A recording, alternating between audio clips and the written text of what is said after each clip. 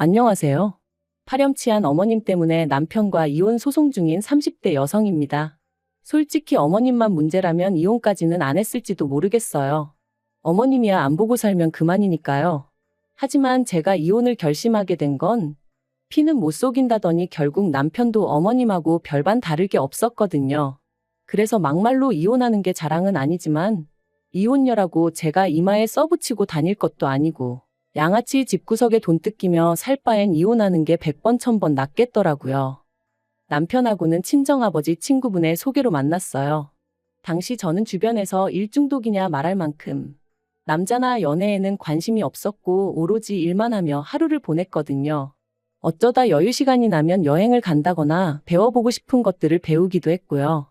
그런데 이런 제 생활이 제 스스로는 무척이나 만족스러웠던 반면 친정 부모님이 보시기엔 걱정이 되셨는지 급기야는 소개팅을 잡아오신 거 있죠. 그리고 중간에서 주선을 해주신 분이 아버지 친구분이라 하시니 제가 무조건 싫다고 거절을 할 수도 없었고요. 그리고 그렇게 만나게 된 남편은 의외로 저와 비슷한 구석이 많아서 말이 잘 통했어요. 일단 저나 남편이나 일하는 분야가 비슷하다 보니 얘기거리가 끊이지를 않았거든요. 그리고 그렇게 이야기가 길어지다 보니 어느새 다음 만남도 기약하게 되었죠. 결국 이후로도 몇 번의 만남을 가진 끝에 저희는 본격적으로 연애를 시작했고 만난 지 1년 만에 결혼까지 약속했습니다. 저는 연애를 시작했을 때부터 남편한테 양가에 손 벌리지 않고 결혼하고 싶다고 했어요. 사실 친정아버지께서 공장을 운영하고 계시긴 했지만 노후 준비라곤 사시는 집과 연금이 전부였거든요. 그래서 저는 언젠가 결혼을 하게 되더라도 어떻게든 제 힘으로 해결하고 싶었지 친정 부모님에게 부담을 드리고 싶지는 않았죠. 그리고 이런 제 이야기를 남편에게 했을 때 남편은 전적으로 동의하는 바라며 알겠다고 했습니다. 그런데 막상 상견례를 코앞에 두고 남편이 자기가 할 말이 있다더니 자기가 결혼 자금이 충분치가 않다는 거예요. 그래서 갑자기 이 타이밍에 그게 무슨 소리냐니까 대학 졸업하고 한동안은 학자금 대출 갚느라 바빴고 이후로는 자기가 자기 자신을 위해 투자를 하고 싶은 생각이 들어서 외제차를 뽑았는데 그게 생각보다 손도 많이 가고 이것저것 들어가는 돈이 많아 결혼 자금까지 모을 새가 없었다나요? 그러면서 그래도 저를 놓치고 싶지 않아서 이런 이야기를 진작에 못했다고 미안하다 하는데 솔직히 너무 어이가 없더라고요. 하지만 결국 양쪽에서 대화가 오간 끝에 시부모님이 이렇게 해주시고 저는 제가 모은 1억 가지고 결혼했어요. 한편 결혼하고 1년이 채 되지 않았을 무렵 친정에 일이 생겼습니다. 친정어머니가 울면서 전화를 해오셨거든요. 처음 있는 일이라 제가 놀라서 무슨 일이냐 여쭈니 친정아버지께서는 제가 걱정한다며 저한테 말하지 말라 하셨다는데 실은 아버지가 쓰러지셨다대요. 그리고 그렇게 되신 연유를 알아보니 아버지랑 동업을 하고 있던 지인이 회사 돈 4억을 갖고 말 그대로 야반도주를 했다는 거였죠. 그리고 그때부터 친정아버지를 대신해 제가 어떻게든 일을 수습하기 위해 백방으로 뛰어다녀야 했습니다. 다니던 회사도 관두고 어머니랑 같이 은행부터 시작해 부모님의 지인분들을 찾아다니며 돈을 구하느라 정신이 하나도 없었죠. 그 과정에서 온갖 싫은 소리, 험한 소리 들어야 했고 비참한 기분도 한두 번 느낀 것이 아니었어요. 하지만 일단은 아버지가 평생 해오신 사업을 어떻게든 지켜야 한다는 생각에 자존심 같은 건 다 내려놓은 상황이었네요. 그리고 죽으라는 법은 없다고 결국 우여곡절 끝에 3억을 만들었습니다. 아니, 3억을 빚졌죠. 앞으로 어떻게 갚을 것인가 그건 고민할 틈도 없었고 고민해본들 답도 없었지만 그런데 문제는 도무지 남은 1억은 어디서 구해야 할지 알 수가 없었습니다. 차마 사채를 쓸 수는 없고 그렇다고 제 이름으로 대출을 받자니 그건 남편이 동의해주지 않았어요. 야속했지만 남편 입장도 이해가 되었으니 원망하는 마음은 없었습니다. 그리고 그렇게 도통 방법을 찾을 수 없어서 반쯤 넋이 나가 있던 때 시부모님께서 연락도 없이 저희 집에 오셨더라고요. 시부모님께선 저더러 아무리 그래도 그렇지 어떻게 네 아버지 쓰러진 얘기를 안 할 수가 있냐며 저를 나무라셨어요. 하지만 사실 저는 시부모님한테는 저희 친정아버지가 쓰러지신 것도 어쩌다 그렇게 되셨는지도 알리고 싶지 않았거든요. 왜냐하면 그게 저희 아버님은 교사셨고 어머님은 젊은 시절 피아노 학원을 운영하셨는데 그래서 두 분 스스로가 이 집안은 교육자 집안이라 칭하며 사업하시는 저희 친정부님을 번번이 아주 은근히 까내리시곤 하셨으니까요. 그래서 시부모님께서 제 친정 상황이 사업 때문에 복잡해진 걸 아시면 또 듣기 싫은 소리를 하실 게 뻔하다 싶어 남편에게 절대로 말하지 말라고 했던 거였죠. 아무튼 시부모님은 질문 세례를 쏟아내시다가 이내 그래서 돈 문제는 다 해결이 된 거냐 하셨고 저는 1억만 더 구하면 이래저래 당장 고비는 넘길 것 같다고 말씀을 드렸습니다. 그러자 어머님이 대뜸 그럼 그 돈은 우리가 해줄게 그러시는데 솔직히 깜짝 놀랐어요. 그리고 순간 혹했던 것도 사실이고요. 하지만 제가 아니라고 괜찮다 했습니다. 친정부모님도 분명히 원하지 않으실 거라고 했고 여러 가지로 불편할 것 같은 촉이 왔다고 해야 할까요? 하지만 시부모님께선 고집을 꺾지 않으셨습니다. 이런 일은 원래 가족끼리 서로 돕는 거라며 저더러 부담 갖지 말라면서요. 그리고 솔직히 저도 계속해서 고집을 내세우기엔 상황이 상황이었던지라 그럼 감사히 쓰고 최대한 빨리 갚아드리겠다 하며 돈을 빌리게 되었죠. 그리고 그렇게 우여곡절 끝에 마련한 4억으로 저는 급한 불을 껐고 이후로 얼마 지나지 않아 친정아버지도 자리에서 일어나셨습니다. 친정아버지께서는 가족을 비롯한 주변 사람들을 볼 낯이 없다 하시면서도 도망간 동업자에 대한 배신감에 치를 떠셨지요. 경찰에 이미 신고를 해둔 상황이었고 출국 금지까지 내려져 있었기에 잡는 건 시간 문제라 했지만 어쨌든 아버지께선 정신적으로 많이 약해지신 상황이었습니다. 그래서 결국 제가 회사를 관두고 부랴부랴 아버지 사업을 이어받았어요. 하지만 돌이켜 생각해보면 저를 정말 힘들게 한 건 아버지의 사업도 아니었고 돈 4억을 갚아야 한다는 중압감도 아니었습니다. 그건 다름 아닌 1억을 빌려주신 이후로 시부모님이 보여주신 행동들이었어요. 자의반 타의반으로 시부모님께 돈 1억을 빌리게 되었을 때 저나 시부모님 사이에 정확히 오간 말은 없었지만 그래도 저도 절대로 공짜로 가져다 쓸 생각은 없었거든요. 하지만 어머님이 이자로 매달 100만 원을 요구하셨을 땐 솔직히 좀 당황스러웠던 게 사실입니다. 그것도 원금은 포함하지 않고 이자만 100만 원이요. 그래서 제가 남편에게 이건 좀 아니지 않냐 하니까 그냥 생활비 좀 보태드린다 하고 드리라는데 제가 저 돈 빌려달라고 부탁을 드린 것도 아니고 어이가 없더라고요. 하지만 이런 문제로 어머님과 부딪히기엔 제가 처리해야 할 일이 너무나 많았어요. 그래서 남편과 합의한 게 원래 드리던 용돈이 매달 50이었으니 거기에 50 얹어드린다 생각하겠다 했습니다. 그런데 이번엔 시부모님이 나서셔서는 사람이 어려울 때 도와준 사람한테 그러면 되네 안 되네 하시는데 정말 칼만 안 들었지 날강도가 따로 없다 싶대요. 그래서 제가 그때 아주 작정을 했어요. 어떻게든 시댁 돈부터 갚는다고 말이죠. 하지만 어머님 아버님의 횡포는 거기서 끝이 아니었습니다. 어쩌다 돈 100만 원 드리는 게 하루라도 늦어지면 저도 저희 남편도 아닌 저희 친정어머니께 연락을 하셨어요. 그리고는 이렇게 제가 밖으로만 돌 줄은 몰랐다 그러니 애도 안 생기는 거 아니겠냐. 우리는 교육자 집안이라 우리 수준에 맞는 참하고 조신한 아가씨를 원했다. 별의별 이야기를 다 해대시더라고요. 그러면 저희 친정어머니는 그래도 시부모님한테 1억을 가져다 썼다는 생각에 싫은 소리도 못하시고 죄송하다. 그리고 이런 일을 두세 번 겪고 나니까 진짜 너무 화가 나대요. 그래서 정말이지 돈만 생겨봐라. 내가 그 1억부터 갚는다 하고 일을 갈았다니까요.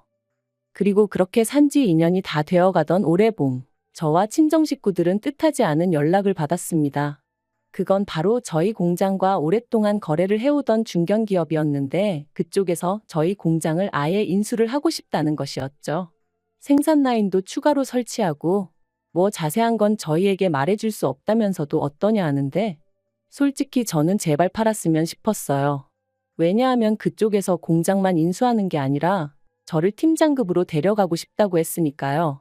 하지만 친정부모님, 특히나 일평생 사업을 꾸려오신 아버지가 어떤 심정이실지 도저히 모르겠어서 어떤 의견도 낼 수가 없었죠.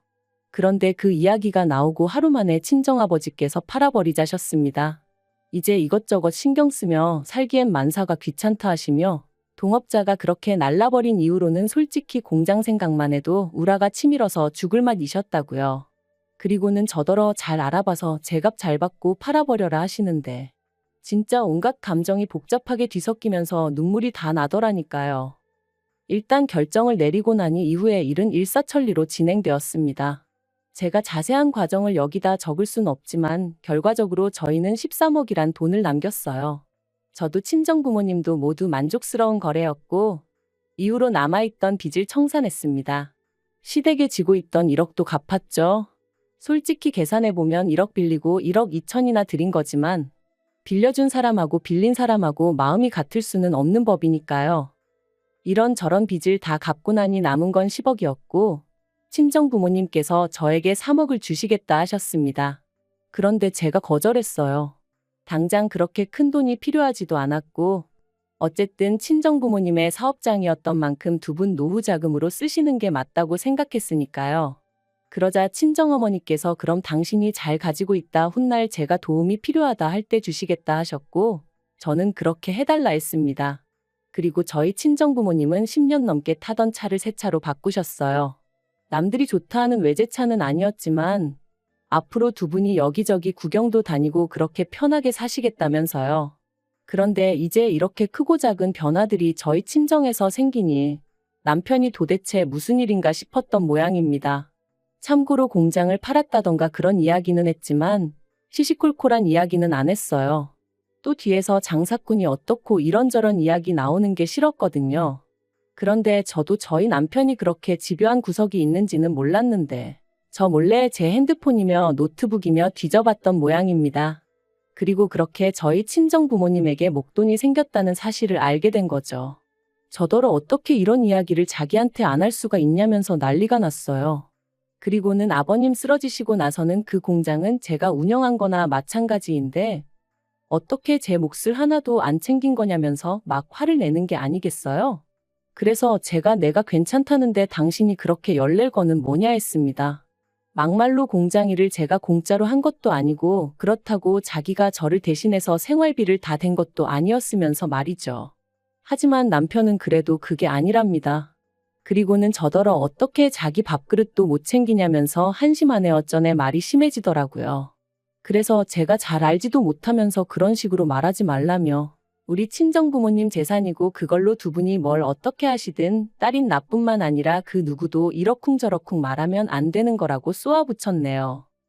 그런데 이 촉새 같은 인간이 이 이야기를 또 그대로 시댁에 전한 모양입니다. 바로 이튿날 퇴근하고 집에 왔는데 현관에 어머님 아버님 신발이 보란듯이 놓여 있었거든요. 어이도 없고 짜증도 나고 하지만 솔직히 말해서 남편이 모든 걸 알아버렸다는 걸 알게 되었을 때 이런 일도 생길지 모른다고 어느 정도 예상은 하고 있었어요. 그래서 어머님 아버님이 무슨 말씀을 하시건 정신 똑바로 차려야지 하고 마음을 다잡고 인사를 드렸죠. 그런데 어머님이 저더러 대뜸 괘씸하답니다. 저뿐만 아니라 저희 친정부모님도 전부 다 어떻게 사람들이 그럴 수가 있냐면서 이건 아니지 그러시는 거예요. 황당해서 빌린 돈은 다 갚았는데 도대체 무슨 말씀을 하시는 거냐고 뭐가 문제냐 했어요. 그랬더니 1억을 빌렸다고 1억으로 갚는 사람이 어디 있냐면서 공장 팔아 13억이나 받아놓고 어떻게 입을 싹 닦을 수 있냐 그런 말씀을 하시더니 대뜸 저더러 누구 덕분에 그 공장을 지켜낼 수 있었는지 벌써 다 잊었냐대요. 그리고는 덧붙이신 말씀이 가관이었습니다. 당신들이 아니었음 이런 날이 왔겠냐며 13억의 절반을 달라고 하셨거든요. 어이가 없어서 제가 막 웃었어요. 그리고는 제가 어머님더러 사채업자시냐 물었습니다. 1억 그것도 필요 없다 괜찮다 하는 걸 가족이 어떻고 저떻고 하시면서 빌려주셔놓고 2년 동안 이자라고 가져가신 돈만 2천이다. 거기다 그뿐이냐. 툭하면 내가 너희 가족한테 어떻게 했는데 하시며 이것저것 얼마나 많이 바라셨냐고 따졌죠.